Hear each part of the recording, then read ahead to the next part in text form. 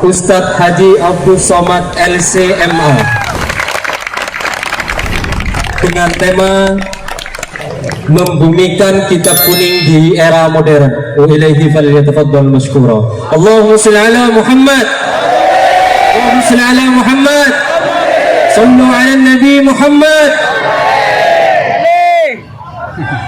Takbir. Allahu Akbar.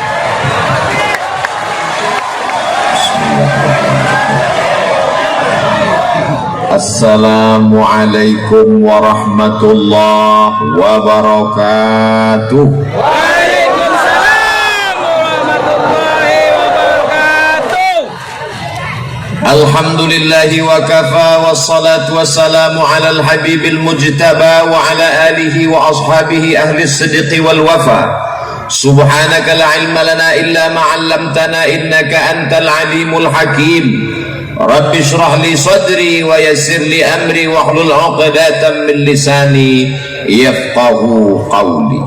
Kullu amrin zibalin, semua amal yang baik walam yubda' bihamdillah, kalau tidak dimulai dengan ucapan pujian kepada Allah, fahuwa aqta', maka amal itu putus, tak dapat dibawa sebagai bekal menghadap Allah. Maka kita awali dengan alhamdulillahi rabbil alamin. Semua majlis kalau tidak disebut selawat kepadanya, maka majlis itu menjadi antana jifah, majlis bangkai busuk berulat dan berbau. Maka majlis yang penuh dengan kehormatan kemuliaan ini kita ucapkan namanya Allahumma salli ala sayyidina Muhammad wa ala alihi wa sahbihi wa barik wa sallim. Laisa minna, tidak termasuk golongan kami, kata Rasulullah sallallahu alaihi wasallam, man lam yarham saghirana, tidak sayang kepada anak-anak, walam ya'rif syarafa kabirina, tidak hormat kepada orang tua, bukan umat Nabi Muhammad sallallahu alaihi wasallam yang sama-sama kita hormati, dimuliakan Allah subhanahu wa ta'ala. Yang mulia guru kita semua, Raden Kiai Haji Muhammad Rafi'i Baydawi, Khadimul Ma'had Al-Hamidi Banyuanyar. Guru kita Raden Kiai Haji Rafi'uddin Syamsul Arifin, Dewan Pengasuh Darul Ulum Banyuanyar. Para masyayikh Pondok Pesantren Batu Bata, Pondok Pesantren Panyepen, dan seluruh para pengasuh pondok pesantren, para ulama, tokoh masyarakat, para santri, dan semua hadir. Kalau tuan ke Pamekasan, jangan lupa membawa kipas. Kenapa ada nama yang tak disebutkan? Karena tak tertulis di atas kertas.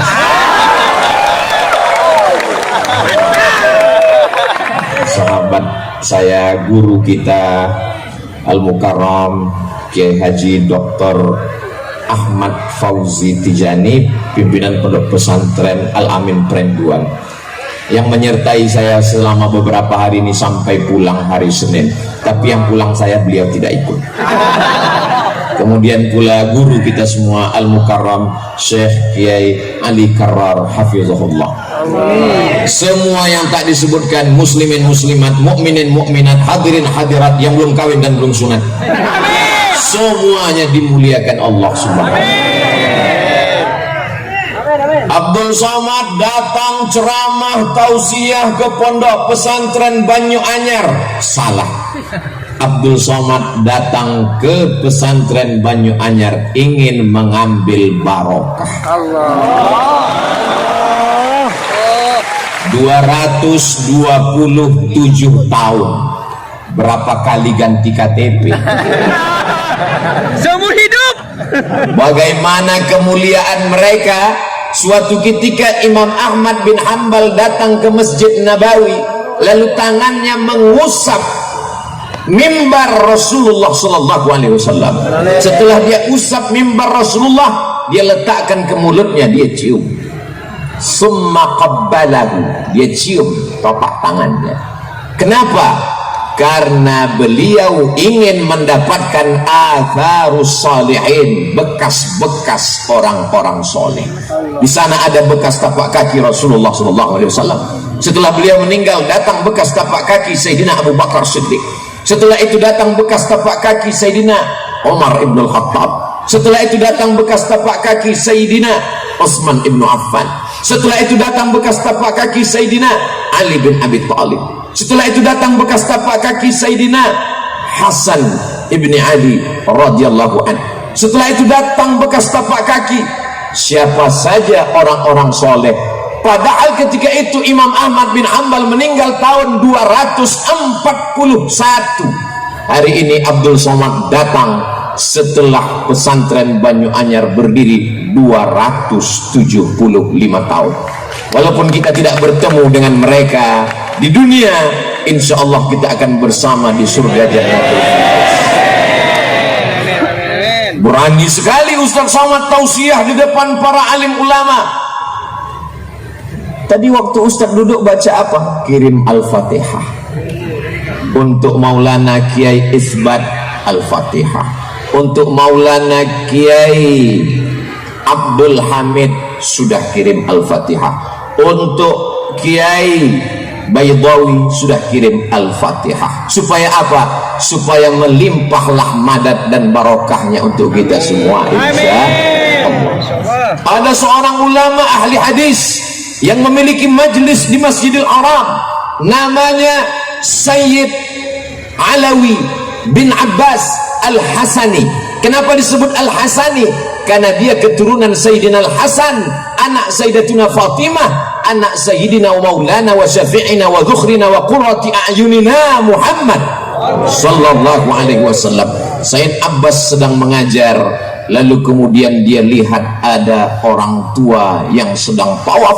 Lalu dia bertanya kepada salah seorang muridnya, dia tanya kepada Kiai Baydawi, itu siapa?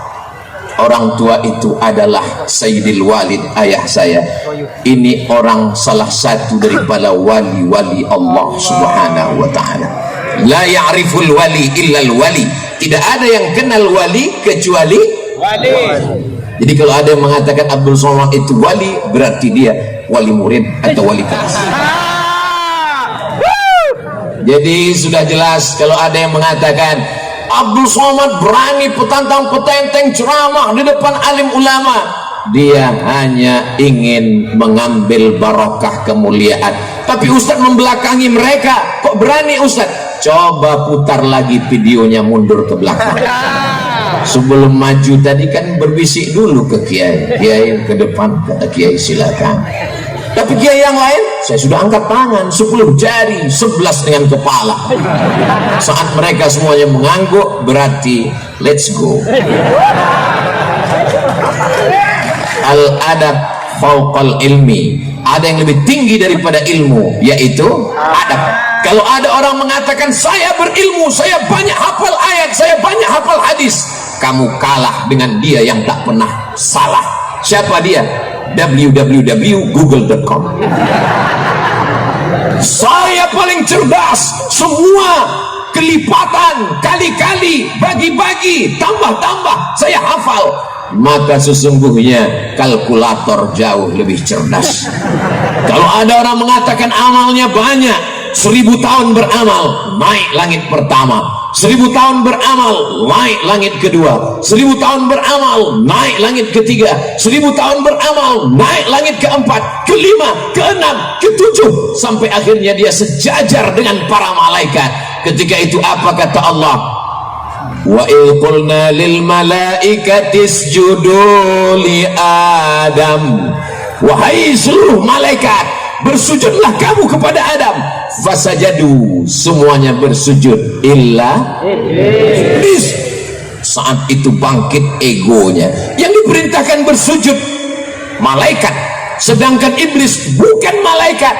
Lalu dia siapa? Buka surat Al-Kahfi.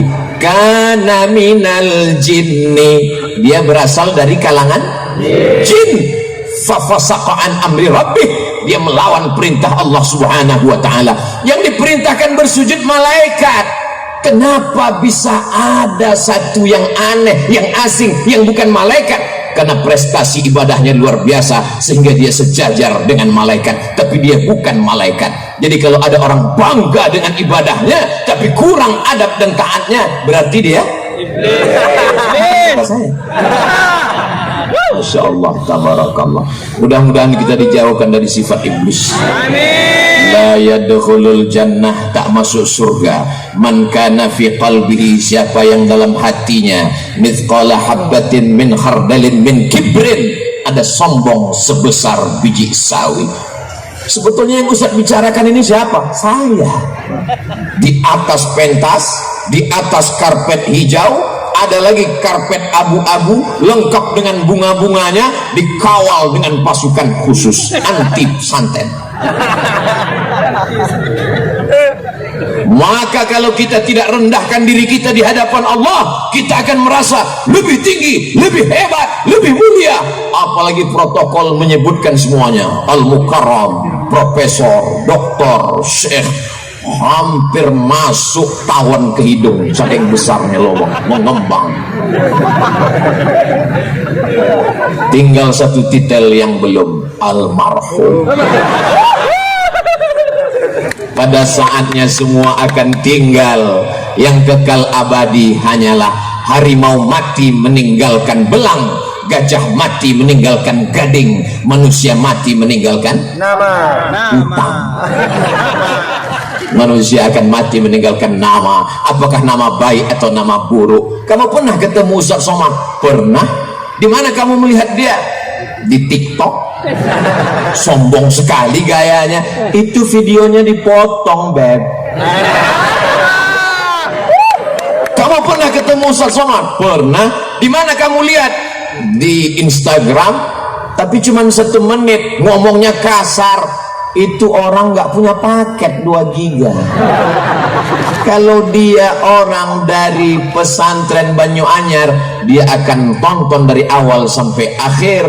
Judul videonya, mencari barokah di pesantren 227 tahun. Di mana bisa kami lihat Pak Ustadz? Channel Ustadz Abdul Somad Official. Subscribe, like, share, and comment. Saya paling takut ceramah kalau di hadapan kiai. Ini rasanya sekarang ini seperti peserta dacil, dai cilik menjelang malam Lailatul Qadar. Jadi nanti kalau ada, kenapa Ustaz selama tausiah itu ngelihatnya ke depan, ke kanan, ke kiri, nggak ada ngelihat ke belakang? Tahu bahannya hilang. Tema yang diberikan adalah bagaimana membumikan kitab kuning. Kitab kuning itu apa Pak Ustadz? Ya kitab yang warnanya kuning. Akhirnya ini anak pergi ke Mesir. Sampai di Mesir pergi ke toko-toko buku di dekat Masjid Al-Azhar, di dekat Masjid Kepala Sayyidina Al-Husain. Sampai di sana dia lihat ternyata kitabnya putih semua. Ternyata dicetak di Darul Fikri Beirut, kertasnya berwarna putih. Makna kitab kuning menurut istilah para alim ulama, guru-guru kita adalah disebut orang Arab dengan kutubut turas, kitab-kitab klasik yang ditulis ratusan bahkan ribuan tahun yang lalu. Saya kebetulan pernah kuliah di Malaysia, Universiti Kebangsaan Malaysia. Lalu kemudian karena kita orang Indonesia wajib mengambil satu mata kuliah bahasa Melayu. Padahal saya orang Melayu, bukan Melayu yang lari itu. Saya ini dari Sumatera, orang Riau, Melayu. Pokoknya kamu orang Indonesia wajib ngambil mata kuliah bahasa Melayu. Nama dosennya Cik Rusdi, kumisnya tebal. Lalu kemudian di suatu hari dia pun datang masuk kelas membawa manuskrip tulisan. Dia katakan, ini adalah manuskrip Melayu umurnya 100 tahun. Coba kalian baca masing-masing, silakan. Begitu kami baca, nggak paham.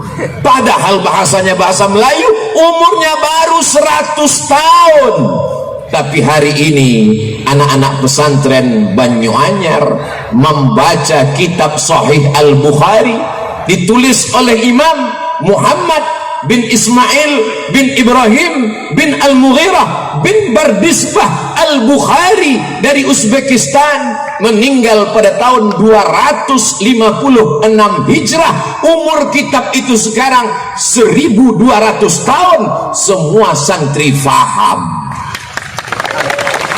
Kitab yang mengaku orang Melayu, bahasa Indonesia, tapi ternyata tidak paham, padahal umur manuskrip baru 100 tahun. Kenapa kita bisa paham Sahih Al-Bukhari?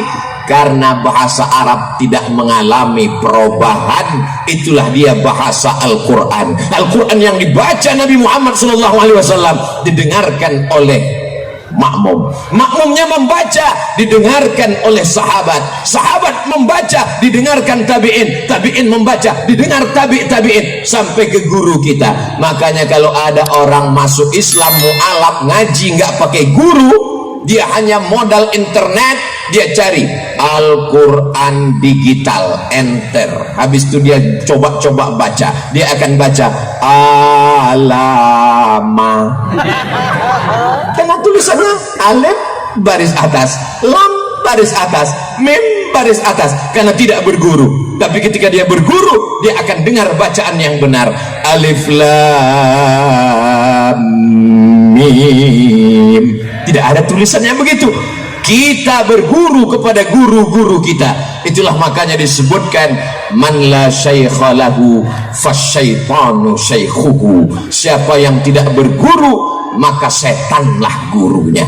Alhamdulillah semua santri-santri dari sejak berdiri 227 tahun yang lalu, ternyata pecahan dari murid, dari santri yang mendirikan pondok-pondok pesantren, lebih dari 400 pondok pesantren, insya Allah akan terus bertambah mengalir sebagai amal jariah sampai hari kiamat insya Allah.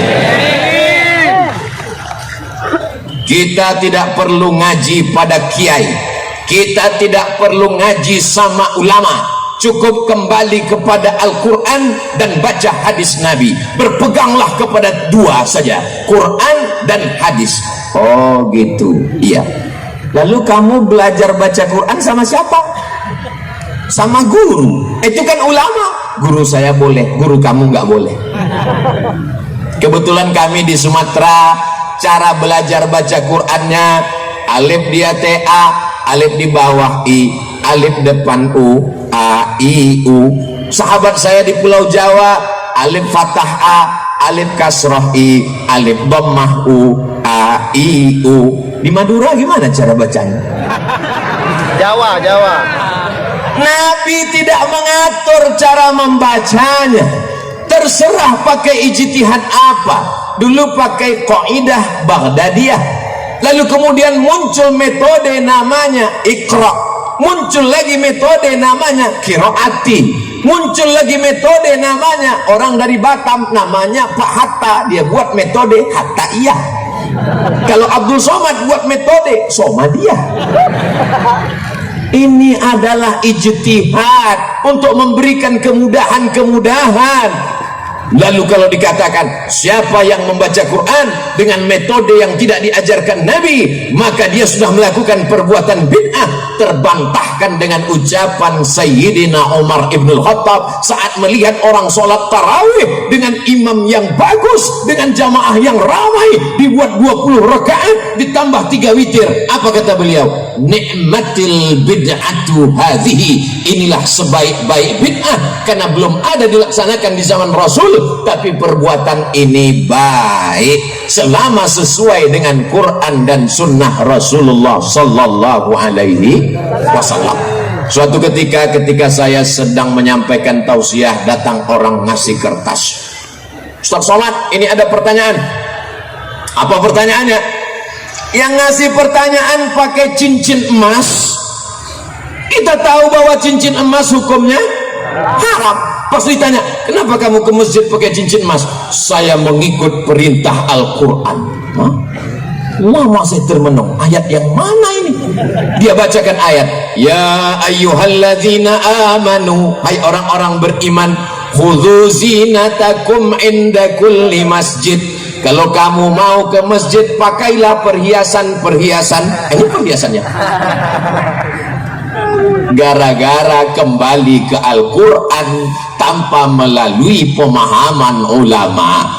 Padahal asbabun nuzul ayat itu adalah ketika mereka dulu zaman jahiliyah melaksanakan tawaf di Masjidil Haram, bunyi kalimatnya Oryanon Balik, mohon maaf. Oryan, mohon maaf, tidak layak di depan kiai, telanjang.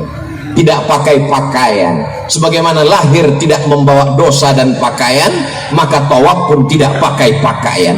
Turun ayat, ya ayyuhalladzina amanu, hai orang yang beriman, khudzu zinatakum, pakailah pakaian inda kulli masjid, ketika kamu mau masuk ke Masjidil Haram melaksanakan tawaf.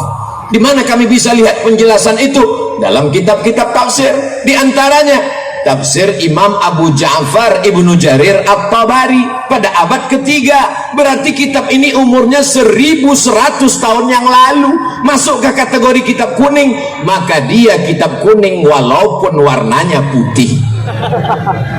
Jadi kalau ada orang yang mengatakan kita tidak perlu kitab kuning, kita cukup dengan Al-Quran, kalimatul haq urida bihal batil, kalimatnya benar, kita kembali ke Quran, tapi maknanya batil. Kenapa? Orang akan baca Quran sendiri, terjemahkan sendiri, pahami sendiri, nyasar sendiri.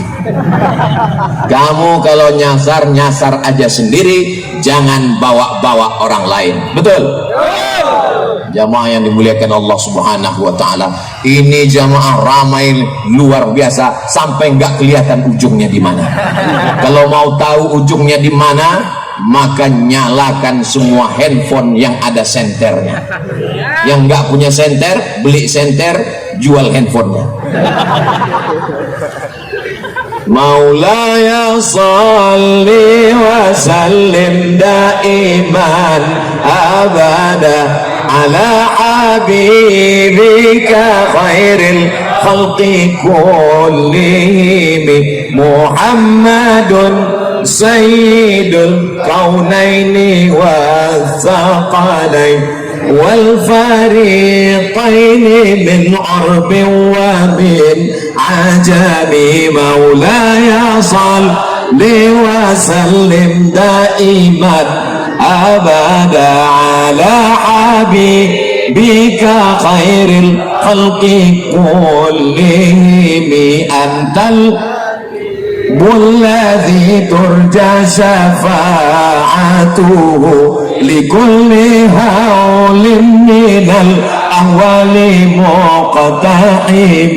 مولاي صل وسلم دائما أبدا على حبيبك خير الخلق كلهم. Boleh dihidupkan lagi, takutnya nanti pulang miss call masuk baterai habis. Apa tadi yang dibacakan Ustadz Somad itu? Solawat. Solawat dari siapa? Imam Al-Busiri. Dia tinggal di mana? Di sebuah kota bernama kota Alexandria yang didirikan oleh Alexander the Great. Kota itu 200 km dari Kairo. Kalau tidak percaya, ukur sendiri. Anak-anak kita ketika nanti akan pergi ke Makkah melaksanakan tawaf sa'i dan umrah, mudah-mudahan mampir ke Iskandaria berziarah ke makam Imam Al-Busiri.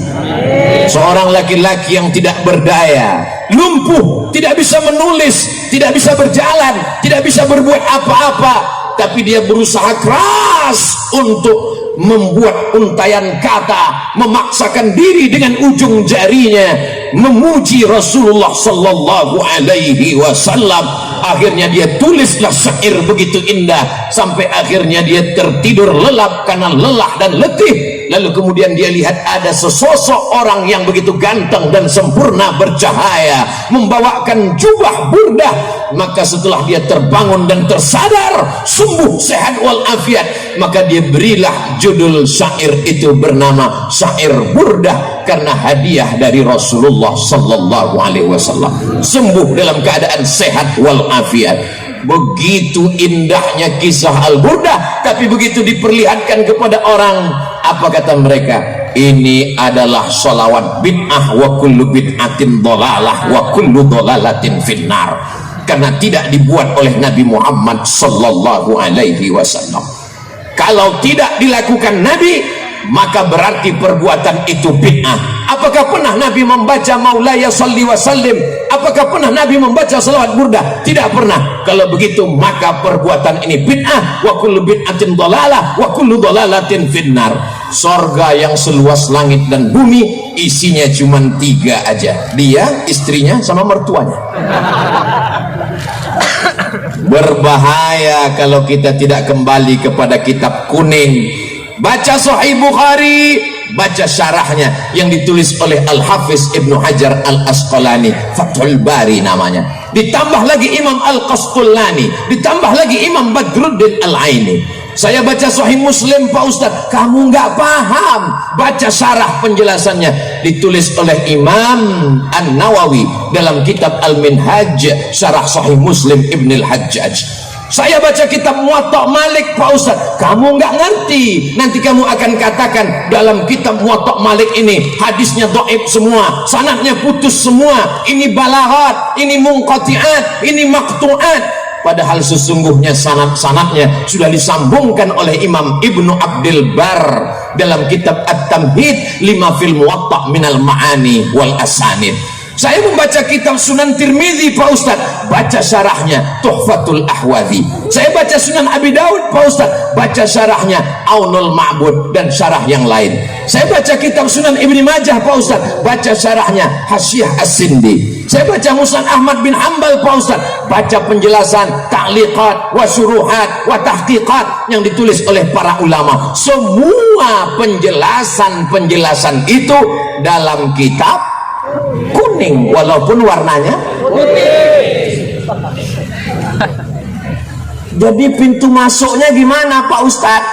Kita masuk hotel, ada kolam renang, ada tempat minum, ada tempat sarapan, ada kamar, ada tempat olahraga, tapi satu kunci pintu masuknya adalah bahasa Arab, dan bahasa Arab kuncinya adalah nahu, sarab, balaghah, ma'ani, bayan.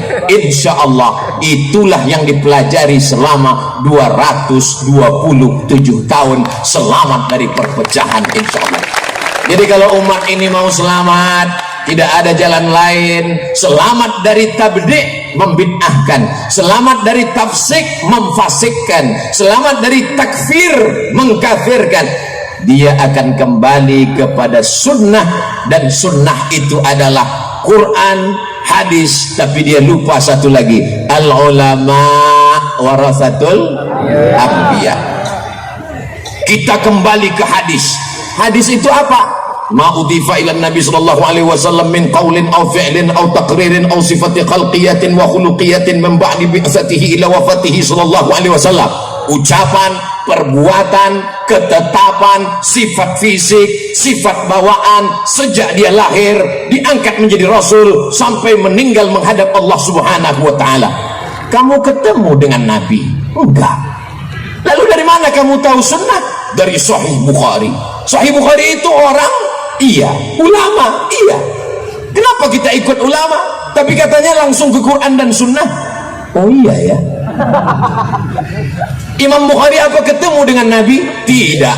Imam Bukhari meninggal tahun 256, Nabi meninggal tahun 11. Dari 256 ke 11 banyak. Jadi kalau begitu Imam Bukhari dapat hadis itu dari mana? Dari gurunya. Namanya siapa? Abdullah bin Maslamah. Abdullah bin Maslamah dapat dari siapa? Dari Imam Malik bin Anas. Malik bin Anas dapat dari siapa? Dari Abu Zinad.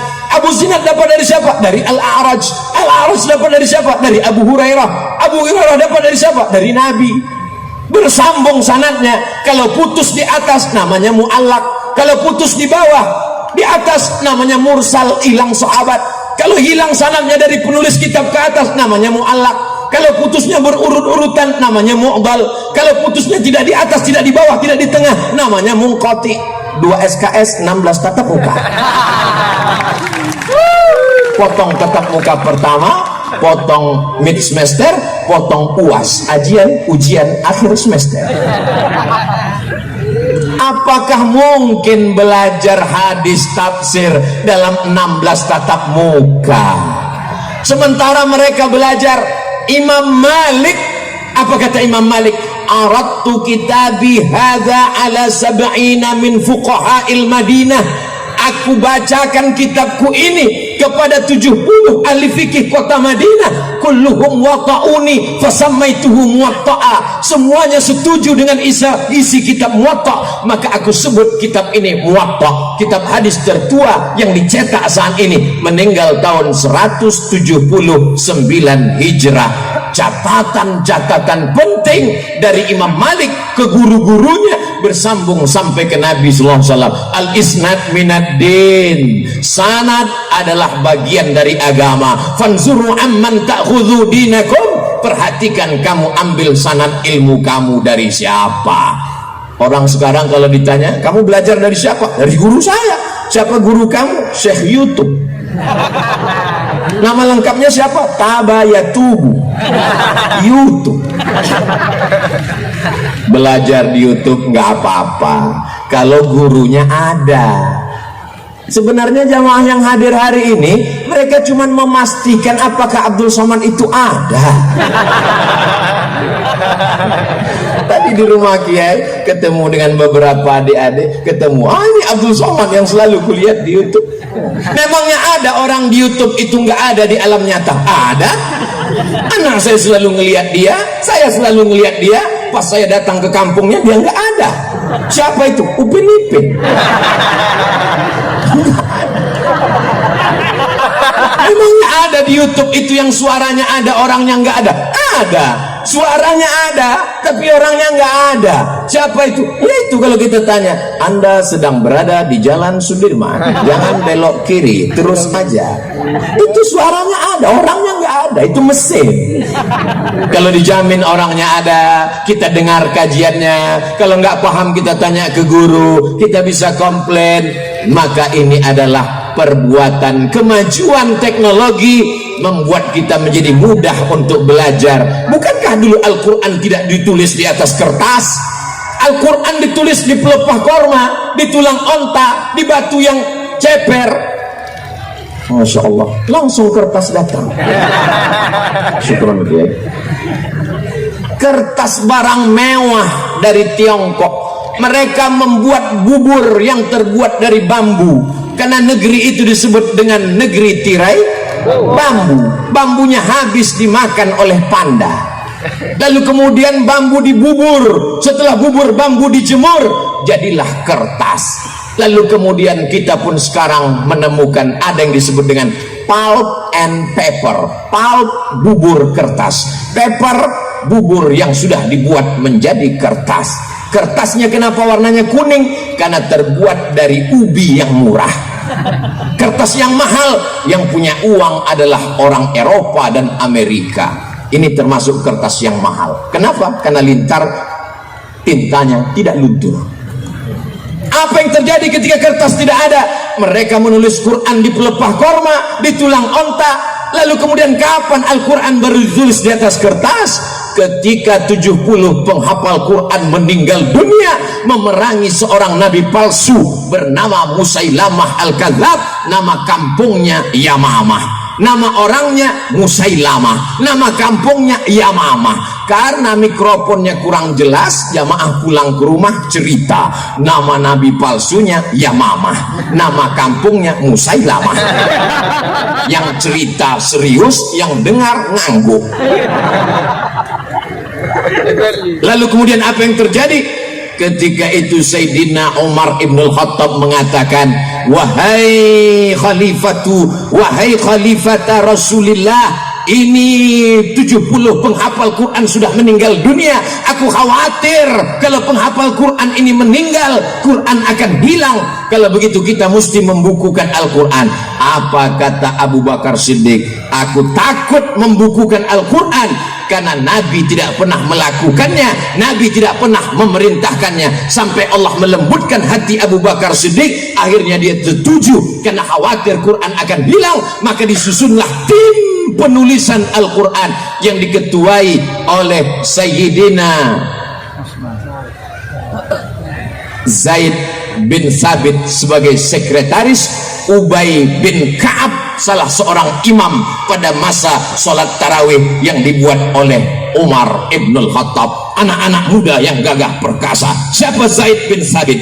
Zaid bin Sabit adalah penterjemah Rasulullah yang berkata, ta'allamtuha wa hadaqtuha. Saya mempelajari bahasa Yahudi selama nisfa syahrin, setengah bulan. Zaid bin Sabit cerdas. Ketika Nabi hidup dia penterjemah, umurnya lebih kurang 15 tahun. Anak umur 15 tahun sekarang kelas 1 SMA tidak masuk kelas karena online, kecuali di pondok pesantren dia tetap belajar full sampai hari ini. Banyak yang nanya ke saya, kenapa orang di pesantren tetap belajar Pak Ustadz? Karena COVID tidak mau masuk pesantren. Tapi bukan berarti anak yang tidak pesantren berarti COVID. Kenapa mereka tidak mau masuk pesantren Pak Ustadz? Karena takut disuruh menghafal Alfiyah Ibnu Malik beserta syarahnya, syarah Ibnu Aqil. Pintu untuk masuk ke kitab-kitab kuning ini adalah bahasa. Diawali dari yang paling kecil, disusun ulama dari ujung dunia, tempat tenggelamnya matahari. Orang Arab menyebutnya Maghrib karena tempat tenggelam matahari. Sebelum Christopher Columbus menemukan benua Amerika, orang menganggap itulah tepian dunia. Negeri itu disebut dengan Maghribi, sekarang disebut dengan Maroko. Saya belajar di Maroko 2 tahun. Lalu kemudian setelah pulang ditanya, Ustadz dulu kuliah di mana? Maroko. Dekat dengan Maroke Pak Ustadz. Salah seorang ulama besar bernama Imam Al-Ajurrumiyah menuliskan dengan tinta emas syair-syair mutun nazam supaya mudah dihafal. Setelah itu kemudian dilanjutkanlah anak-anak belajar Al-Kawakibud Durriyah, mereka belajar Imriti, mereka belajar Alfiyah, dibacakan syarahnya, akhirnya mereka pun bisa membaca kitab. Enaknya anak SMP sekarang datang, kamu di mana? Pesantren. Kampungan. Anak pesantrennya sabar, dia nanya dengan lembut, kamu di mana? Sekolah umum. Belajar agama sekali sebulan. Pelajaran intinya apa? Fisika, kimia, biologi, matematika, bahasa Inggris. Wow, amazing. Kamu di pesantren pelajarannya apa? Catat baik-baik ya. Iya, nahwu, sharaf, balaghah, ma'ani, mantik, bayan, fikih, qawaidul fikih, usul fikih, hadis, mustalah hadis, rijalul hadis, tajwid, arud qawafi, tafsir, ulumul Quran. Stop, enough. Pesantren ini berat guys, biar aku aja.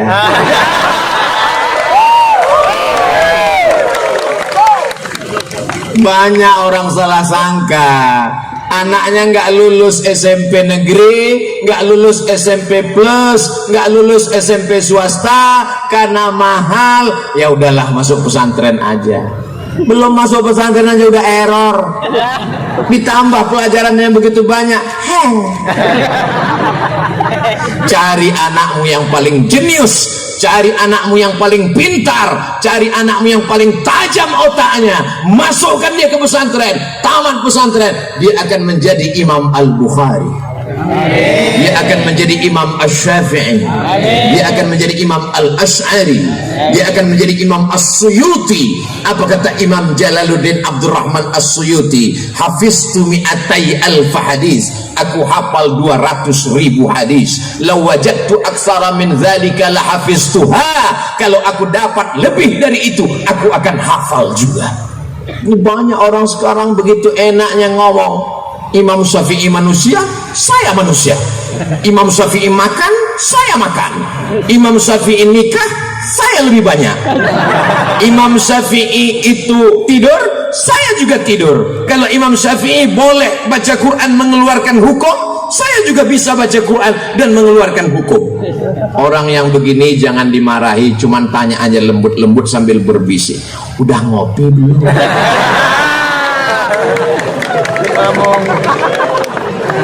Imam Syafi'i kalau dia pulang dari masjid ke rumah, dia ambil kapas, dia sumbat telinganya. Sampai ke rumah orang nanya, kenapa disumbat? Karena kalau aku buka, semua yang aku dengar dari rumah sampai ke masjid, aku hafal. Oh, saya nggak percaya Pak Ustadz, kalimat Ustadz terlalu mengada-ada. Mana ada manusia yang secerdas itu? Cari aja di YouTube, www.youtube.com.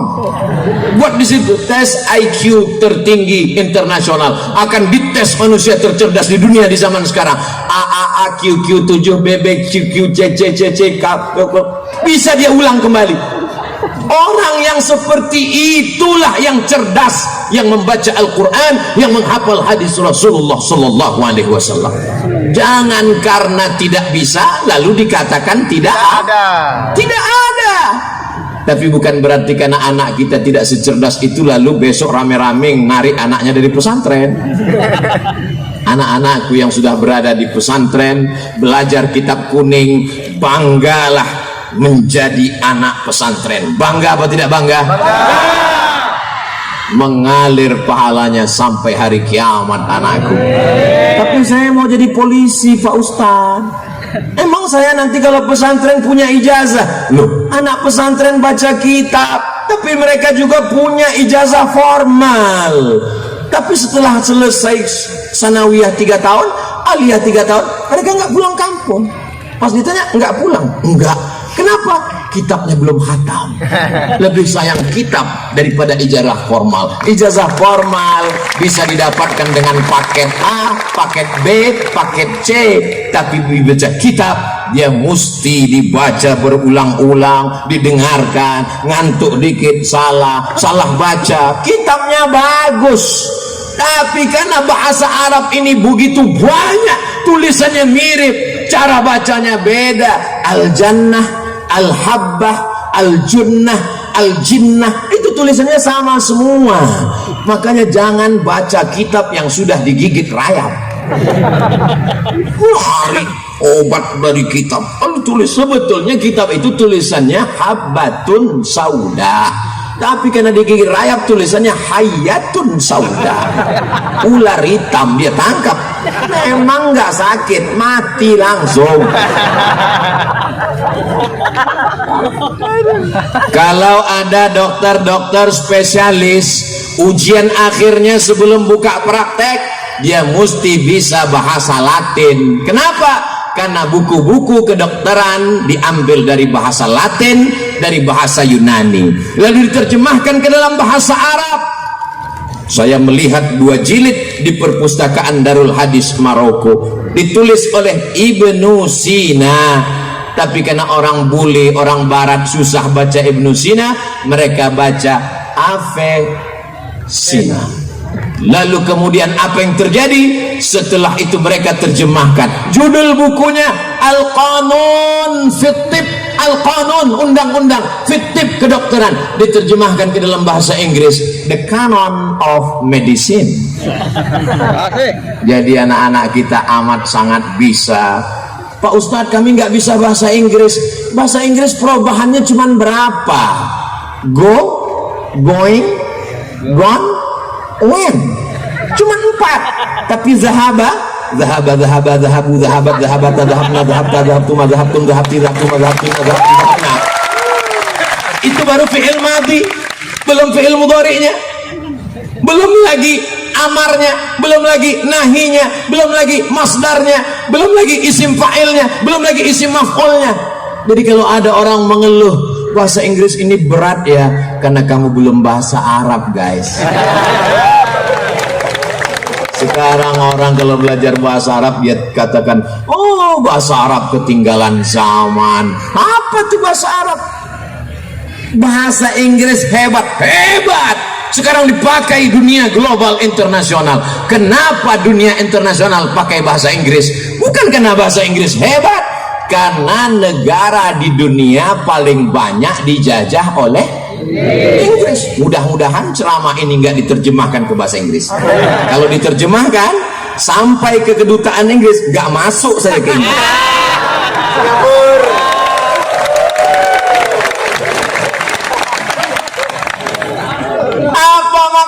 Apa maknanya? Maka bahasa Arab itu disebut dengan lughatud dhad, Kenapa bahasa bad? Karena tidak ada huruf bad. Dalam bahasa Inggris ada huruf shin. Ada? Masa ada huruf shin dalam bahasa Inggris? Ada. Mana? Workshop, shopping center, sheriff. Ada. Ada dalam bahasa Inggris huruf sa. Ada. Health.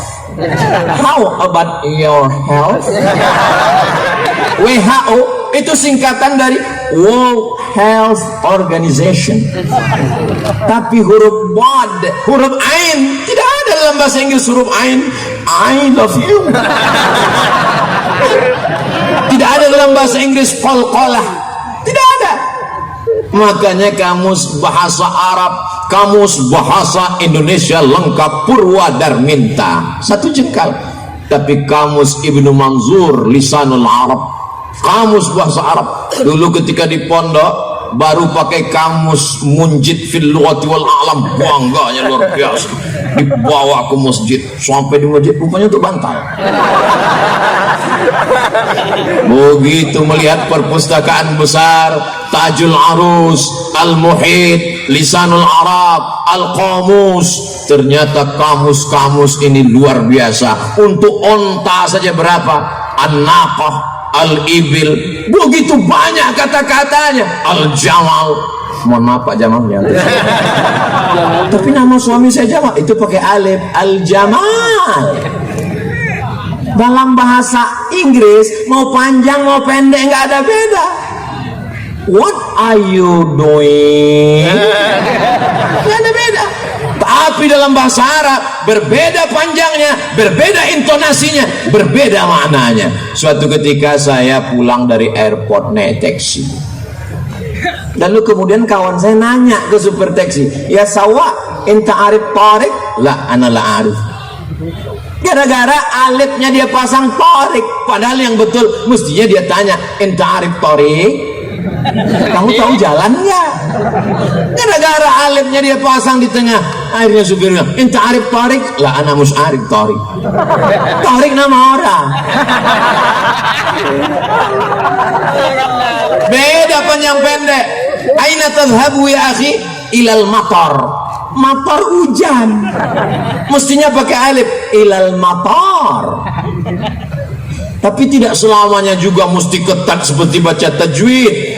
Kalau tanwin ketemu dengan waw mesti idgham, dimasukkan ke dalam. Wahnya dia baca. Begitu kita datang ke rumah dia, ahlan wa sahlan. Itu hanya tentang kebetulan saya punya teman, saya punya kawan. Dulu waktu latihan bahasa Arab mau ke Mesir dia baca ahlan wa sahlan. Sekarang sudah doktor. Nama nggak boleh disebut, menjaga kode etik jurnalistik. Setiap saya ketemu sama dia, doktor jurusan bahasa Arab. Kalau ketemu sama dia ahlan wa sahlan. Saudara yang dimuliakan Allah Subhanahu wa taala. Dulu sebelum ke Mesir saya sempat 1 tahun di jurusan bahasa Arab Fakultas Tarbiyah di Institut Agama Islam Negeri Sultan Syarif Kasim. Salah satu dosennya merupakan mahasiswa pertama Ma'had Khartum lil Lughatil Arabiyah li ghairin natiqina biha di Sudan.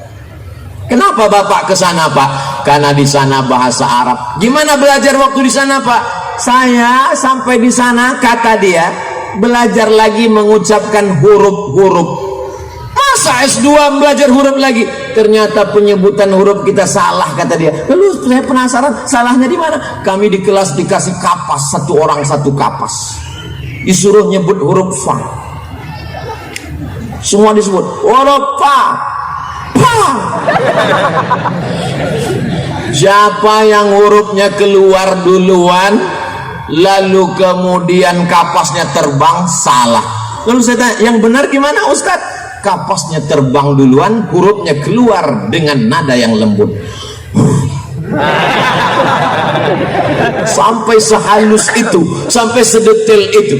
Dari mulai makharijul hurufnya, sampai intonasinya, sampai idgham, ikhfa, gunnah, qalqalah bila gunnahnya. Makanya kalau kita dengar qari membaca Al-Quran, di mana dia memainkan suara sehingga masuk irama, bayati, soba, bayati, soba, sika, jaharka, ras. Ketika pada idgham, ketika pada gunnah, disitulah dia akan masukkan min qablikum. Bukan berarti saya tahu bunyi itu tadi hanya untuk menyenangkan hati saya, walaupun suara ini tidak boleh melantunkan ayat-ayat Al-Quran dengan irama-irama, karena melantunkan, memasukkan irama ke dalam ayat Al-Quran adalah perbuatan yang terlarang. Oh gitu ya? Iya. Sekarang kita dengar Imam Masjidil Haram. Alhamdulillahi Rabbil Alamin Ar-Rahmanir Rahim Maliki Yaumiddin. Itu ada iramanya enggak? Ada. Gimana baca Al-Fatihah enggak pakai irama? Alhamdulillahi Rabbil Alamin Ar-Rahmanir Rahim Maliki Yaumiddin. Siapa bilang enggak ada iramanya? Azan enggak boleh panjang-panjang. Loh, azan di Saudi Arabia. Wow. Panjang. Azan nggak pakai irama gimana bunyinya? Allahu Akbar, Allahu Akbar. Itu yang muazinnya Babin Kamtibmas. Mereka walaupun polisi, walaupun tentara, babinsa nggak tinggal sholat berjamaah. Kalau azannya lembut, jamaahnya tidur. As-salatu khairum minan naum. Maka Pak Babinsa dengan Babim Kamtibmas dirubah iramanya. As-salatu khairum minan naum. Langsung jamaah siap.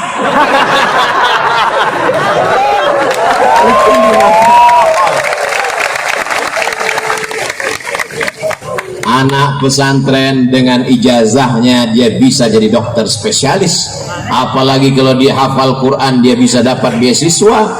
Sekarang ada namanya Bintara Santri Angkatan Darat, dia bisa jadi jenderal. Bintang 7 jangan sakit kepala, cukup bintang 4 saja. Ketika dia punya kekuasaan dia akan menolong agama Allah, tapi basicnya mestilah pesantren. Saya diceritakan oleh sahabat saya, dulu kiai-kiai itu menjadi pasukan Hizbullah, menjadi pasukan pengusir tentara Jepang dan Belanda. Teriakan mereka adalah teriakan Allahu Akbar. Santri-santri dulu orang mengatakan hari kita mengusir Belanda adalah tanggal 10 November. Betul, tidak salah. Tapi kenapa orang bersemangat berjihad, tak takut mati 10 November? Karena sebelumnya ada resolusi jihad tanggal 22 Oktober. Dari 22 Oktober ke 10 November, pada saat itu ada perjuangan luar biasa. Ulama lah yang mengajarkan bahwa kalau kau mati, kau akan mati syahid. Sehingga mereka berjuang li'i'la'i kalimatillah. Allahu Akbar. Maka Belanda lari pontang-panting, Jepang lari pontang-panting, tinggal sendalnya. Itulah disebut dengan sendal Jepang. Dan pesantren Banyuanyar, betul, menjadi bukti sejarah salah satu rudal Belanda mendarat kemari. Dan mukjizat karomah, kalau mukjizat untuk Nabi, karomah untuk wali Allah, tidak meledak. Tidak meledak. Lalu apa yang terjadi? Lalu dibongkar, dibuang misiunya, dibuang kabel-kabelnya. Sekarang untuk jadi teng teng teng teng teng. Jamaah yang dimuliakan Allah Subhanahu wa taala, karamah yang diberikan Allah kepada para wali-wali Allah untuk apa? Menunjukkan bahwa dia ada. La yazalu 'abdi yataqarrabu ilayya bin nawafil. Kalau hambaku itu mendekatkan diri kepadaku dengan ibadah sunnah, hatta uhibbah, hadis sahih Muslim, sampai aku cinta kepadanya.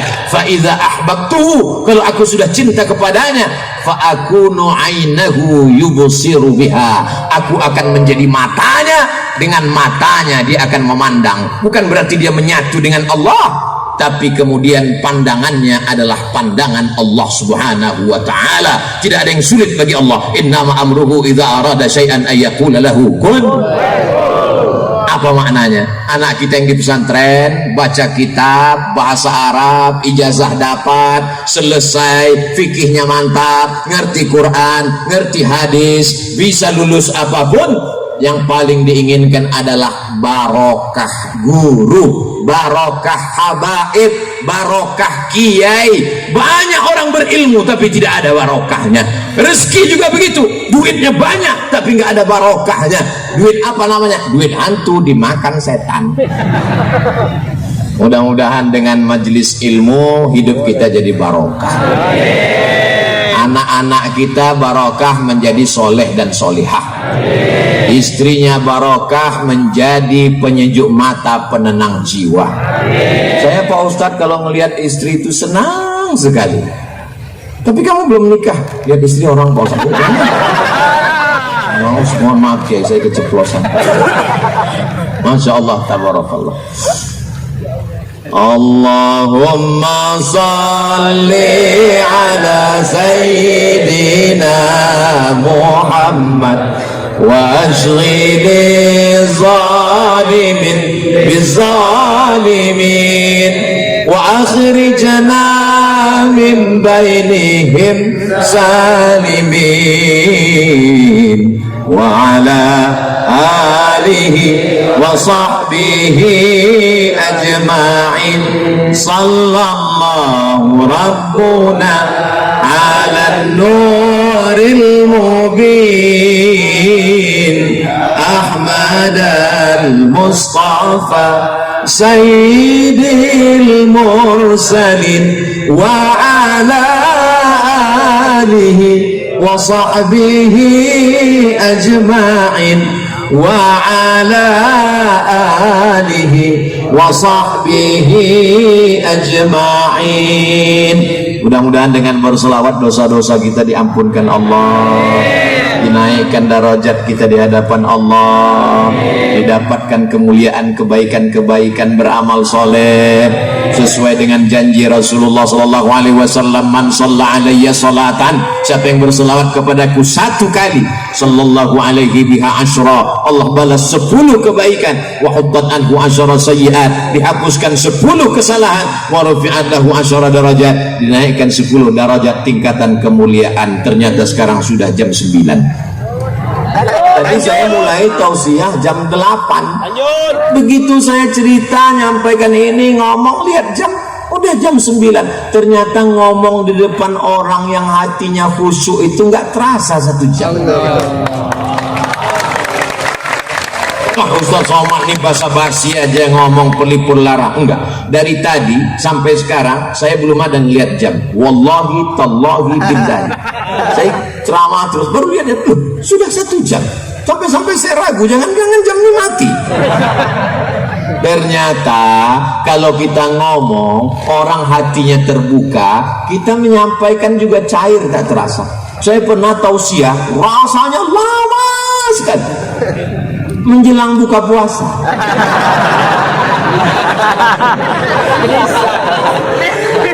Tapi memang tadi bacaan Fatihahnya banyak sekali. Untuk Kiai Isbat Al-Fatihah, untuk Kiai Abdul Hamid Al-Fatihah, untuk Kiai Baydawi Al-Fatihah, untuk Mbah Khalil Bangkalan Al-Fatihah, untuk para habaib, para ulama Al-Fatihah. Kenapa? Tidak ada tempat kita bersandar kecuali kepada Allah. Ustaz katanya kepada Allah, kenapa mesti kepada tadi hamba Allah itu? Oke. Suatu ketika Khalid bin Walid kehilangan pecinya. Peci saya mana? Peci saya mana? Peci saya mana? Lalu kemudian sahabat mengatakan, peci kan banyak jual di pasar. Kenapa sibuk nyari peci? Bukan pecinya. Di dalam peci itu ada rambut Rasulullah Sallallahu Alaihi Wasallam. Pertanyaannya, kenapa nggak langsung aja ke Allah? Kenapa melalui rambut Rasulullah?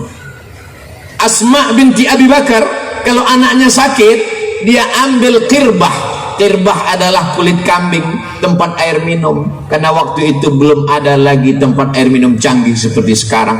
Kulit kambing dijahit, setelah itu diisi air, lalu kemudian bekas minum Rasulullah SAW itu dituangkan air, diminumkan kepada anaknya. Kenapa nggak langsung aja kepada Allah? Ya Allah, sehatkan anakku, nggak perlu pakai kirbah, ini bid'ah, wa kullu bid'atin dhalalah wa kullu dhalatin finnar.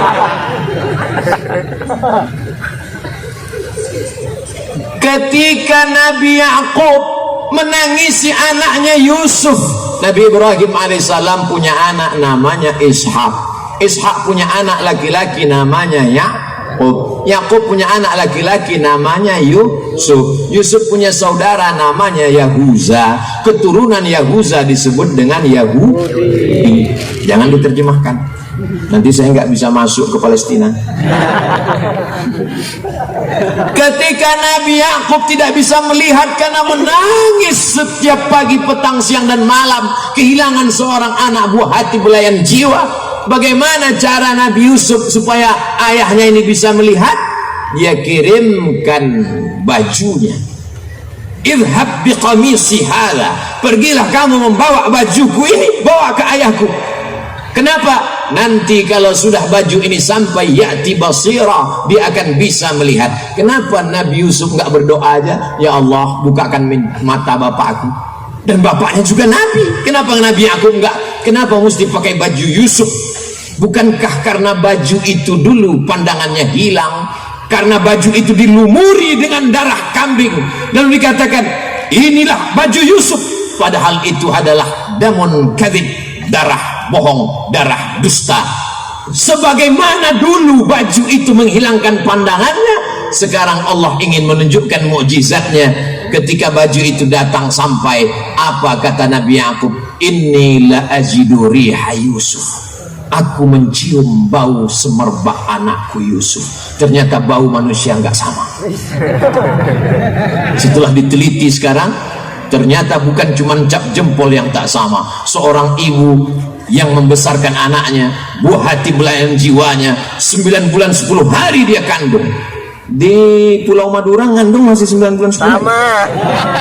Alhamdulillah. Di tempat lain sudah ekspres. Dia susukan 2 tahun lamanya, dia tahu bau anaknya, dia dapat mencium. Inilah ajidu riha Yusuf.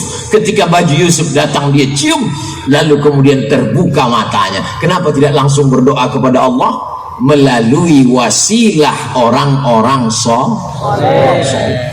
Jadi kalau ada orang mengambil barokah dari para alim ulama, dari para habaib, dari zuriat Rasulullah, dari orang-orang yang dianggap wali Allah, yang dinyatakan wali masyhur, menyatakan ini wali Allah, dan dia mastur, dia tidak pernah mengakui dirinya, tapi orang lain mengatakannya, maka saya termasuk orang yang selalu suka mengambil barokah-barokah. Mudah-mudahan barokah ini melimpah kepada kita semua.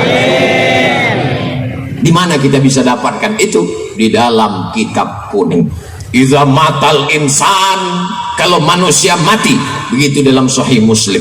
Tapi ada juga yang meriwayatkannya idza mata ibnu Adam, enggak apa-apa, karena memang kita semuanya adalah anak Adam. Yang tidak keturunan Adam berarti keturunan monyet menurut Charles Darwin.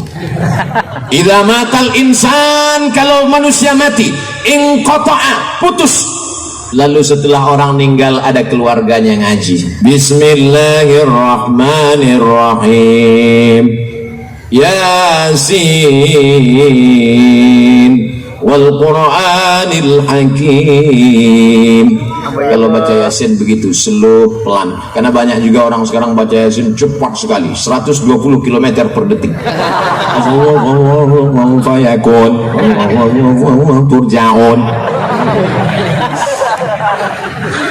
Datang orang membacakan hadis, idza matal insan, idza mata ibnu Adam, inqata'a amaluhu. Jangan bacakan lagi karena sudah putus. Yang putus itu apa? Yang putus itu adalah orang yang meninggal putus amal taklifi. Orang meninggal nggak wajib sholat, orang meninggal nggak wajib puasa, orang meninggal nggak wajib bayar zakat, Maka kalau ada orang nggak mau sholat, nggak zakat, nggak puasa, maka dia mesti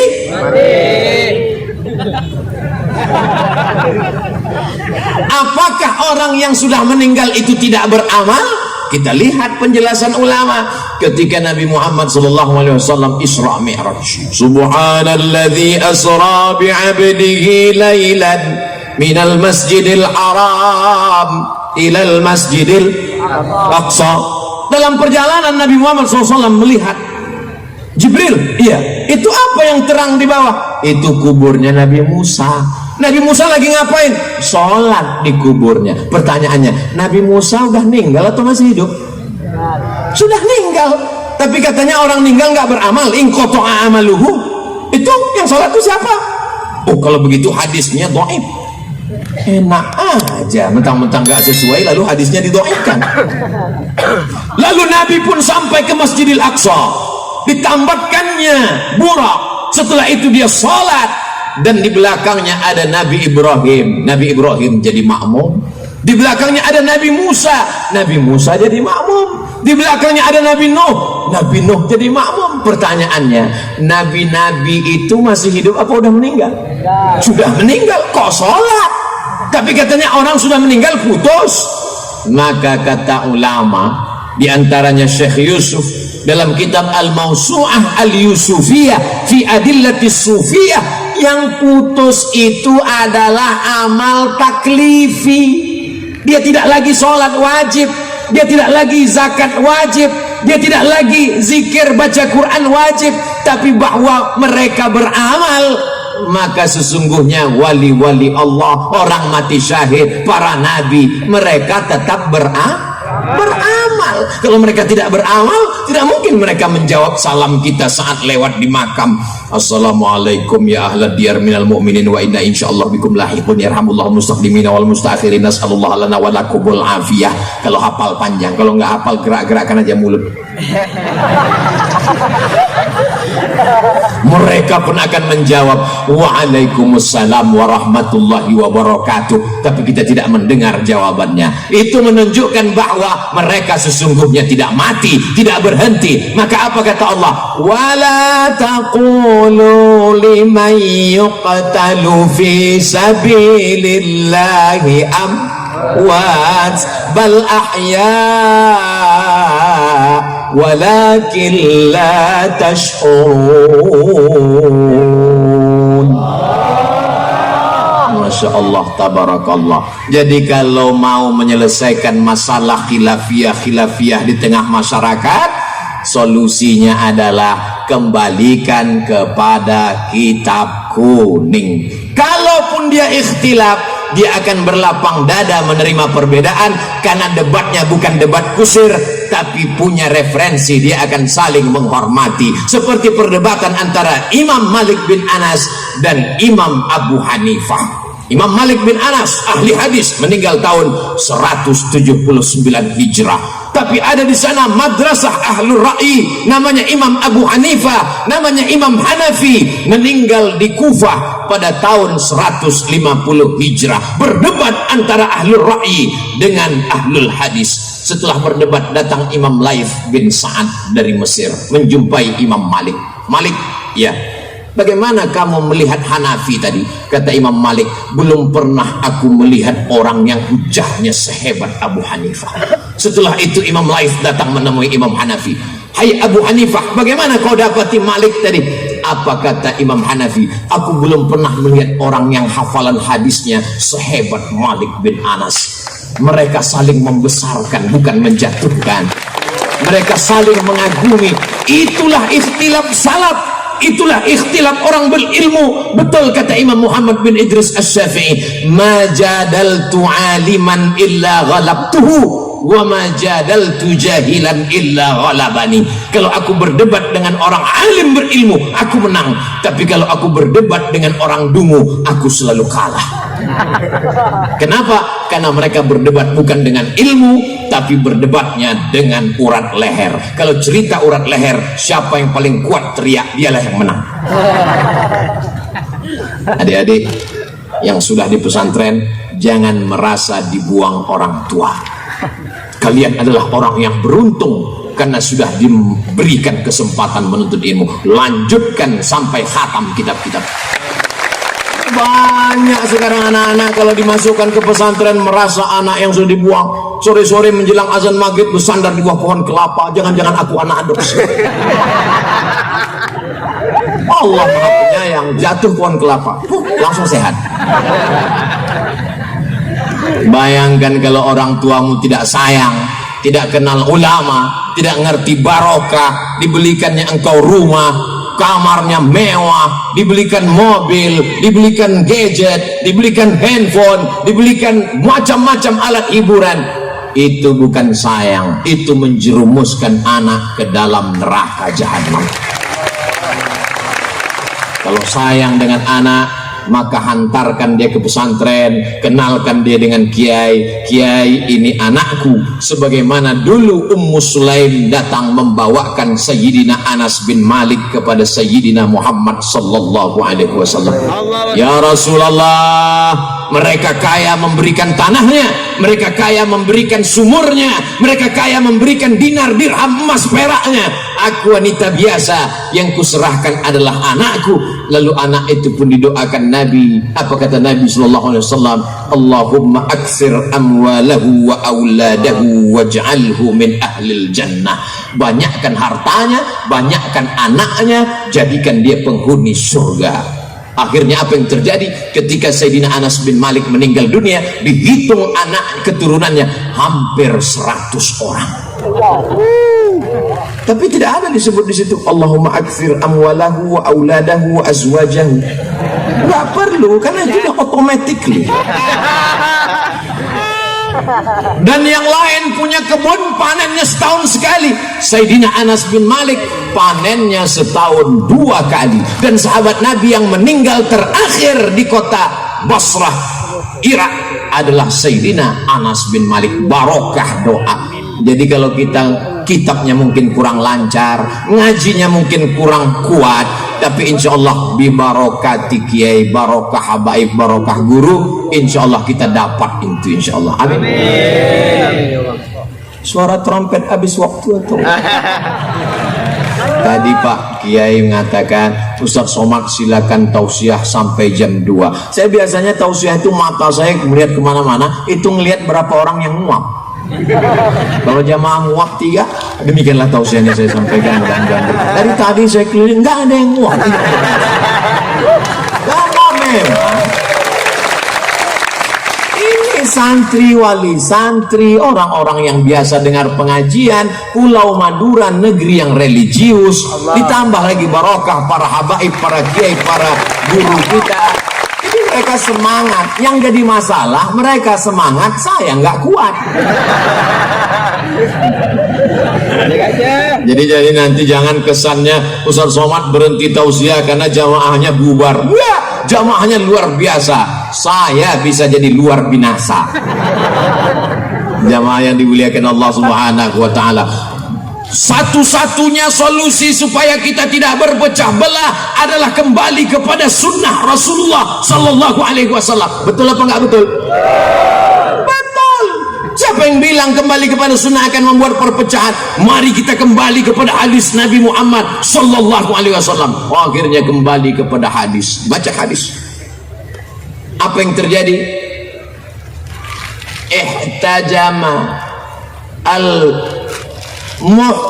orang yang berbekam maka batal puasanya. Dalam satu hadis, aftaral hajim wal mahjum. Hajim yang membekam, mahjum yang dibekam, aftara, maka puasanya batal. Hadisnya sahih. Baca hadis satu lagi. Ihtajama Rasulullah sallallahu alaihi wasallam wa huwa shahim. Nabi ketika sedang puasa dia berbekam. Hadis satu lagi mengatakan batal puasa orang yang berbekam. Hadis yang ini mengatakan Nabi sedang berpuasa berbekam. Kira-kira dua hadis ini maknanya satu, kontradiktif, ikhtilaf. Jadi kalau ada orang mengatakan ini kita ikhtilaf karena tidak kembali kepada hadis. Kalau kita kembali kepada hadis tidak ada ikhtilaf. Hadisnya aja ikhtilaf, gimana enggak ikhtilaf? Ikhtilaf itu hilang bukan kembali kepada hadis, tapi kembali kepada penjelasan ulama. Tapi begitu ulama menjelaskan, hilang ikhtilafnya. Gimana bisa ikhtilafnya hilang Pak Ustaz? Hadisnya jelas mengatakan orang yang berpuasa itu batal kalau dia berbekam. Hadis ini mengatakan Nabi Muhammad berbekam sedang berpuasa, berarti puasanya nggak batal. Gimana ceritanya? Ternyata hadis yang mengatakan Nabi berbekam ketika berpuasa adalah hadis yang terakhir. Maka hadis yang awal tadi statusnya adalah mansuh. Maka itulah dikenal dalam ilmu usul fikih bernama istilah nasakh. Nasakh yang menghapus, nasikh yang dihapus adalah mansuh. Dari mana ilmu usul fikih ini datang? Imam Muhammad bin Idris Asy-Syafi'i memanggil muridnya namanya Rabi Al-Muradi. Ta'al ya Rabi, ta'al. Kalau bahasa di kampung kami di Sumatera, come here a moment. Mohon maaf, okay? Lalu datanglah Rabi. Ada apa wahai guruku? Tulis surat wahai Rabi. Lalu Imam Rabi mengambil pena dan kertas, dia tulis semua yang keluar dari mulut Imam Syafi'i, tulis. Jadi satu kitab. Itulah dia kitab Ar-Risalah, kitab usul fikih tertua di dunia yang ada sampai hari ini. Betul kata Imam Ahmad bin Hambal, kami menghafal hadis tapi kami tidak mengerti mana hadis am, mana hadis khas, mana mutlak, mana muqayyad, tidak mengerti. Maka datang seorang yang dikirim Allah Subhanahu wa ta'ala, pewaris para nabi. Jadi kalau ada orang mengatakan kami mengagumi Imam Syafi'i, kenapa? Karena kebetulan guru kami mazhabnya Syafi'i. Enggak salah. Ibu mengagumi Imam Syafi'i. Oh jelas Pak Ustaz. Kenapa? Suami saya namanya Pak Syafi'i. Tapi orang yang berilmu dia mengatakan Imam Syafi'i lah datang menyelesaikan ikhtilaf yang ada di kepala ahli hadis. Ahli hadis hebat, luar biasa. Tapi mereka ini seperti orang yang menjual obat. Lalu datang apoteker, lalu datang dokternya yang menentukan dosisnya, yang mengatakan ini nasakh, ini mansuh. Oh ini bukan nasikh mansuh, tapi ini al-jam'u. Oh ini adalah menjelaskan. Itu semua adalah ulama. Tapi sekarang banyak orang tak percaya kepada ulama. Kalau mobilnya rusak, dia bawa ke bengkel. AC-nya rusak, dia bawa ke tukang servis. Handphonenya rusak, dia bawa ke counter HP. Tapi kalau agamanya rusak, dia betulin sendiri. Kita nggak perlu pada ulama, kita bisa baca sendiri. Waktu mobilmu rusak, bisa kau betulin sendiri. Saya perlu pada bengkel. Tapi kenapa pada ulama kau tak percaya? Dan sekarang ada pula orang yang memaksa setiap anak-anak mesti mengikut selera dia. Jangan belajar kitab kuning aja, jangan ngapal Quran aja, belajar fisika, belajar biologi, belajar kimia, belajar sains teknologi. Betul, tidak salah, tapi takutnya nanti orang pesantren membalik juga. Dia datang ke dosen fisika, dia datang ke guru kimia. Jangan cuma hebat kimia aja, baca juga ini Alfiyah Ibnu Malik, baca juga ini kitab kuning. Bisa orang berpikir terbalik demikian.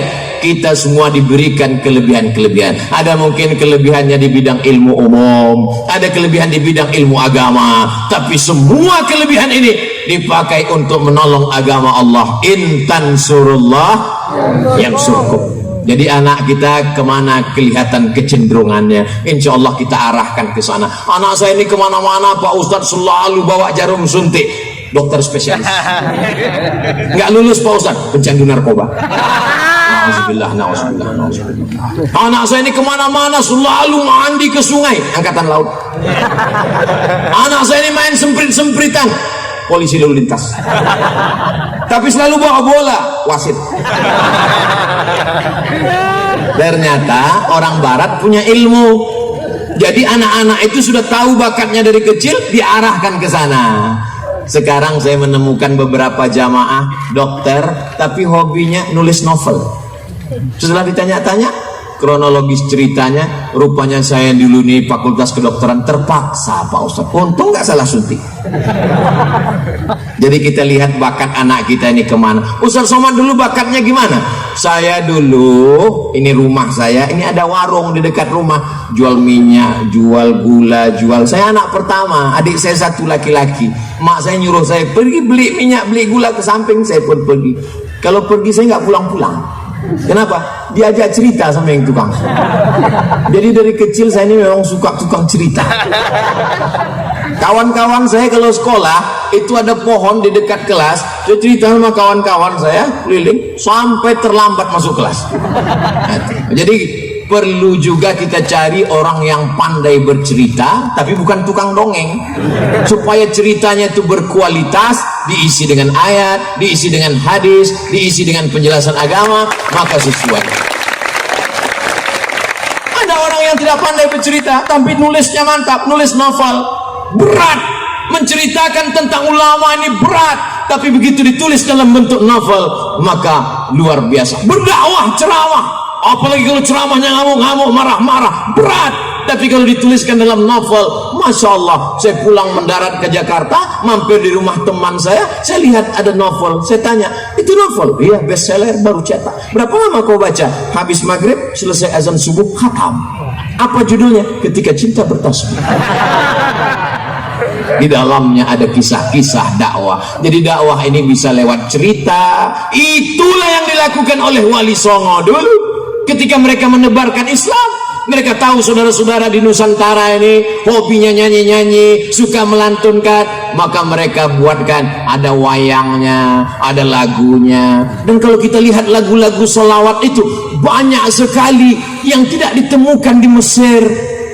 Saya di Mesir 4 tahun nggak pernah dengar sholawat itu. Iramanya itu nggak pernah saya dengar. Kemudian saya pindah ke Maroko 2 tahun, nggak pernah saya dengar. Ustaz Somad ini kan bilang di Mesir 4 tahun, Maroko 2 tahun, di Sudan dia cuma mau bilang lama di Arab. Kalau cuma lama di Arab, onta lebih lama Pak Ustaz.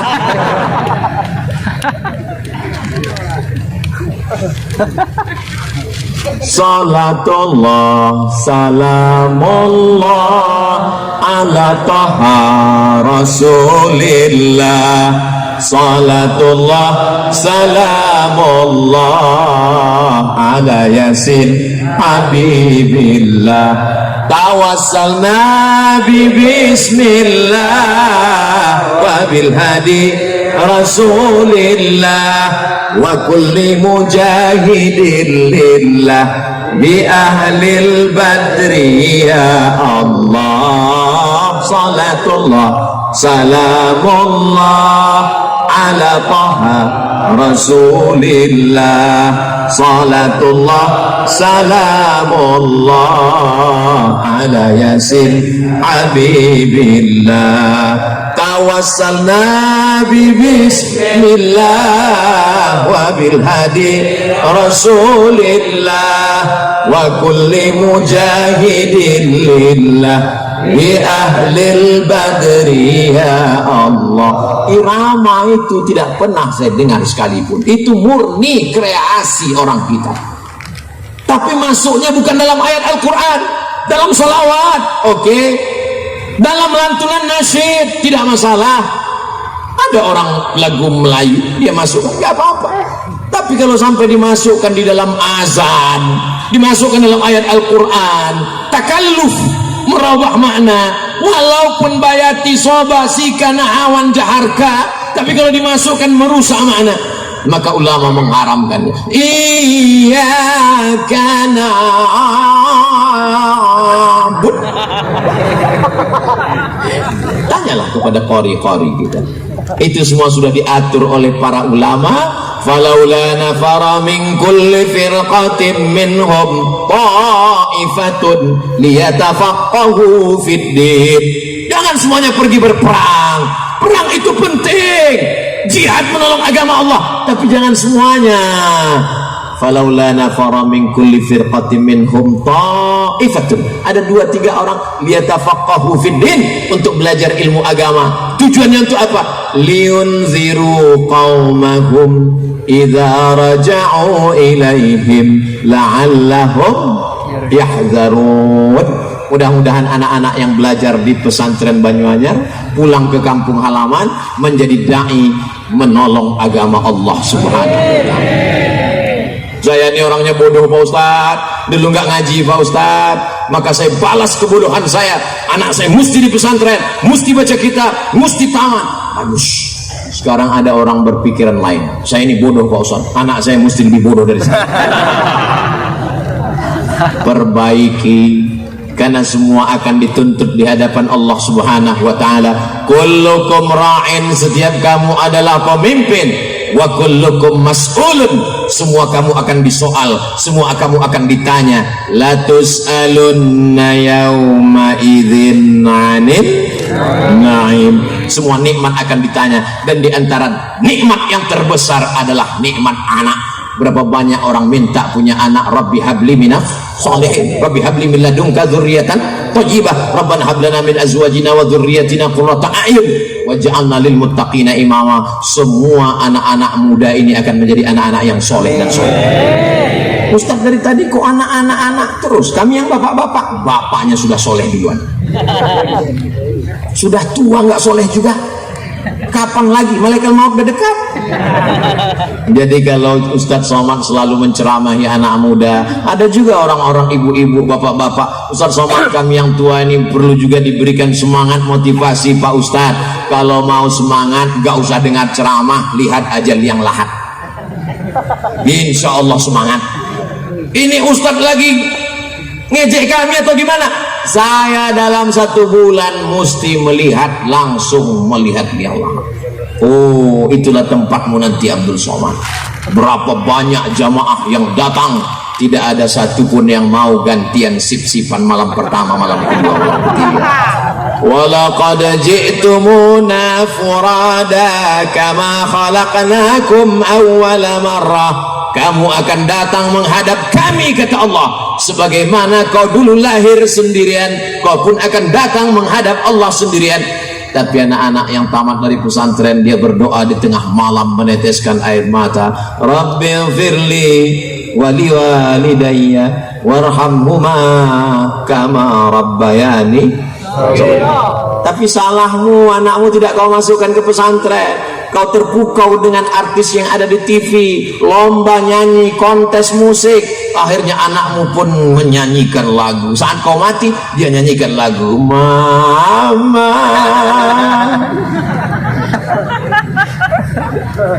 Yang lalu tak dapat diulang kembali, menetes air mata darah untuk menyesal. Lam tarji'al ayyamul lati madat, yang lalu tak akan dapat terulang. Anak saya udah besar semua Pak Ustadz, gimana mau masuk pesantren? Cucu saya pun udah besar juga semua Pak Ustadz. Tunggu cucunya nikah, punya anak. Janjikan dalam hati, anakku mesti sekolah agama. Kami begitu dulu. Kamu mesti sekolah agama, nanti tamat pondok terserah mau kemana, habis ini terserah. Sebelum berangkat ke Mesir, ibu saya bertanya, kamu mau kuliah atau mau nikah? Saya mau kuliah, terbang sejauh mata memandang, akan kucarikan duitnya. Orang tua mesti memberikan pilihan. Datang jemaah ngadu ke saya, Ustaz Somad, anak saya ini bingung, saya tanya mau kuliah, nggak mau, tapi sampai sekarang nggak jelas. Tolong nasihati Pak Ustaz. Saya bilang, saya nggak bisa ngasih nasihat. Tolong jumpai sekali aja Pak Ustaz. Oke, besok habis sholat Jumat kita ketemu. Begitu habis sholat Jumat ketemu, saya pakai jurus ibu saya 20 tahun yang lalu. Saya tanya, mau nikah apa mau kawin? Mau nikah apa mau kuliah? Mau kuliah Pak Ustaz. Kuliah jurusan apa? Saya mau ambil politeknik. Hah? Anaknya mau? Sama saya selama ini nggak mau. Masalah komunikasi aja. Insya Allah anak-anak kita ini diajak dialog dengan baik. Kamu mesti masuk pesantren, nak. Pesantren itu enak. Nanti kamu insya Allah bisa baca kitab. Kamu akan selamat dunia akhirat. Kamu akan membahagiakan aku alam barzakh terang benderang sejauh mata memandang. Kapan kau berbakti pada orang tua? Aku gak mau di pesantren. Nanti kau titipkan ke panti asuhan. Ayah mau. Oh, Pak Ustadz meneror anak. Tidak, bawa dia jalan-jalan ke pondok pesantren, melihat. Jangan dilepas anak dengan tangisan. Ini banyak ibu-ibu bapak-bapak melepas anak pondok pesantren, melihat kasurnya tipis. Aku lihat dapur ngantri panjang. Kamu beruntung punya ibu dan ayah seperti kami yang mampu menyekolahkan. Pergi kau ke lampu merah di kota-kota besar, anak-anak berdagang tisu malah dieksploitasi untuk mencari kekayaan oleh preman-preman, anak-anak yang tak berdaya. Tapi kau mampu disekolahkan, maka bangkitkan semangatnya. Kau mesti sekolah sini sampai sekolah formalnya tamat, hatamkan kitab, ngaji dengan kiai, berkhidmah dengan ulama, pulang kau jangan jadi anak soleh. Kalau mau nangis nanti udah agak-agak 5 kilo dari Banyuanyar, udah jauh kamu nangis. Nangislah di tengah malam mengadu kepada Allah. Bacakan Al-Fatihah, bertawassul kepada Rasulullah dengan bersalawat. Lembutkan hati anakku, jadikan dia anak yang berbakti kepada agama, nusa dan bangsa. Doa ibu mustajab, menembus pintu-pintu langit. Saya nggak bisa bahasa Arab Pak Ustaz, nggak usah pakai bahasa Arab, pakai bahasa apa saja. Allah Ta'ala maha tahu. Allah ya dzal jalali wal ikram, ya fa'alul lima yurid, ya man qada amran innama yaqulu lahu kun fayakun. Seorang jamaah, anak saya ini pakai narkoba Pak Ustaz, dikasih tahu nggak takut, ditangkap polisi takut, sebentar keluar pakai lagi. Akhirnya gimana? Akhirnya Pak Ustaz, saya ambil air zam-zam 1 jerigen, saya bawa tawaf 7 putaran, doanya nggak ganti-ganti, berhenti narkoba, berhenti narkoba, berhenti narkoba, berhenti narkoba, berhenti narkoba, berhenti narkoba, berhenti narkoba, berhenti narkoba. Pulang dari umroh dipanggil anaknya, sini minum ini air zam-zam, mandikan. Kalau kau nggak berhenti juga habis sudah usahaku. Berhenti. Doa ibu luar biasa. Mudah-mudahan anak-anak kita menjadi anak yang terselamatkan dari narkoba, selamat dari LGBT, selamat dari sekuler, selamat dari liberal, selamat dari ateis, selamat dari khawarij, selamat dari murji'ah, selamat dari syiah, selamat dari fitnah khalqil Quran, selamat dari agnostik. Dalam akidah ahlus sunnah awal jamaah Imam Abul Hasan al-Ash'ari, fikihnya dalam mazhab Imam Muhammad bin Idris Asy-Syafi'i, dan tasawufnya dalam jalur Imam Junaid al-Baghdadi, Imam Abu Hamid al-Ghazali. Amin ya rabbal alamin. Ila hadratin Nabi Mustafa Muhammadin sallallahu alaihi wasallam wa alihi tayyibin at-tahirin wa ashabil mayamin wan nabiyyin was-siddiqin wasyuhada was-salihin wal malaikatil muqarrabin wal ulama'il amilin wal awliya'is salihin wa masyayikhina akhussu bidzikri al-muassisi ma'ahad Banyuanyar. Al-Fatihah. A'udzu billahi minasy syaithanir rajim. Bismillahirrahmanirrahim. Alhamdulillahi rabbil alamin. Arrahmanir rahim. Maliki yaumiddin. Iyyaka na'budu wa iyyaka nasta'in. Ihdinas siratal mustaqim. Siratal ladzina an'amta 'alaihim ghairil maghdubi 'alaihim waladdallin. Amin. Allahumma salli ala sayyidina Muhammad wa ala ali sayyidina Muhammad. Assalamu alayka ya Rasulullah, assalamu alayka ya Nabi Allah, assalamu alayka ya khaira khalqillah. Allahumma inna natawassalu ilayka bihaqqi nabiyyika Muhammadin sallallahu alaihi wasallam wa bisirril Fatihah an tuyassir lana umurana wa taqdi hajatina wa tuballigh maqasidana wa taghfir lana ma madha. Ya akramal akramin akrimna wa la tuhinna wa'tina wa la tahrimna. Rabbana ighfir lana dhunubana wa li abaina wa li ummahatina wa li mashayikhina wa li azwajina wa li dhurriyyatina wa liman ahsana ilayna wa li jami'il hadirin wal hadirat. Allahumma la tada' lana fi maqamina hadha wa fi sa'atina hadhihi dhanban illa ghafartah wa la hamman illa farajtah wa la daynan illa qadaytah ولا حاجة من حوائج الدنيا والآخرة لك رضا ولنا فيها صلاة إلا قضيتها ويسرتها يا رب العالمين.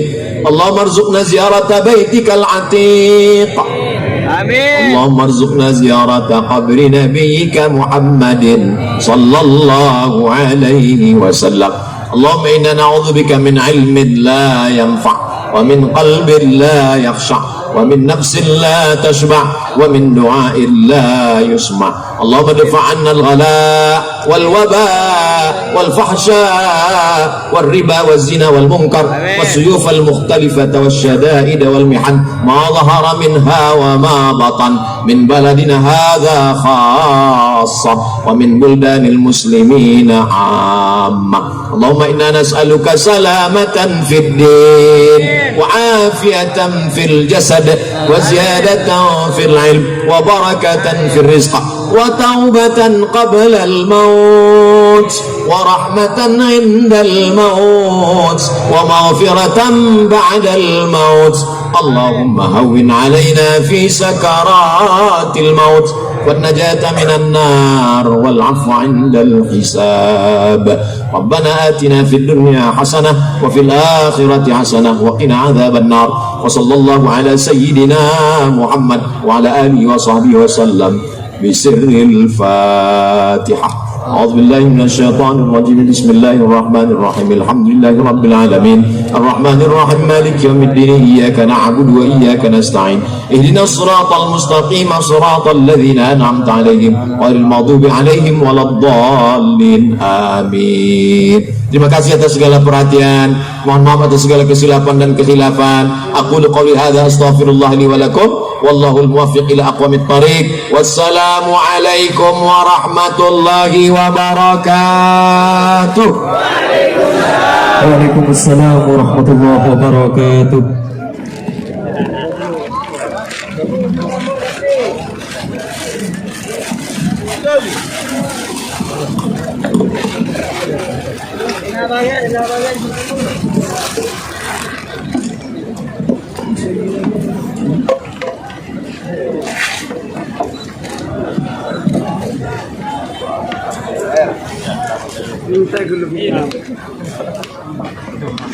يا أرحم الراحمين يا أرحم الراحمين يا أرحم الراحمين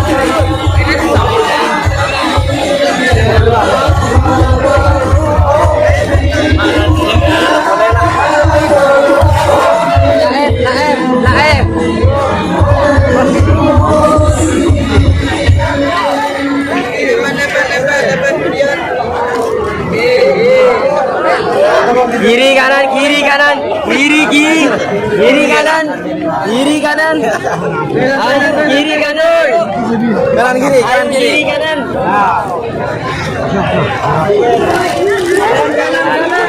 Tidak boleh. Tenang dong.